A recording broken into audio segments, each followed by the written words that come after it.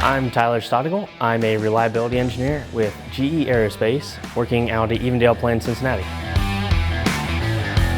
The uptime element chart's really helpful for me as an engineer because it gives me a path I can follow one by one to really bring change to organization.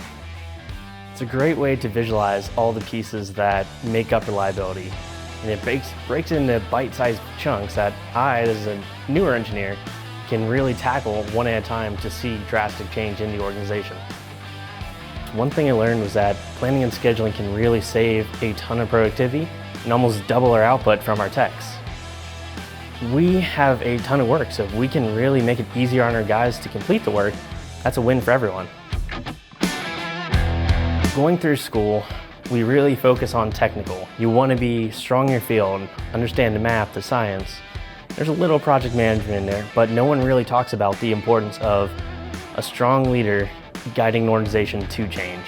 So by structuring the course as leadership first, it really gives me some knowledge and power that I can go back and say, hey guys, why don't we try this because this is the result? I don't need to know how to do all the analysis, but I need to understand and be able to talk about why it's important. And that's the tools the course was able to give me. For anyone, I'd recommend taking the course. Anyone can see benefit from it, be it an engineer like me, or maybe someone in corporate that's looking to understand reliability a little more.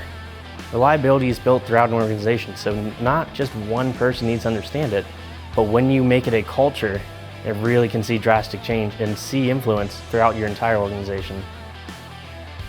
The instructors were really fun and brought energy into the classroom and made it really exciting to learn about reliability and added energy to this that I want to go back and make a change when I get back on Monday.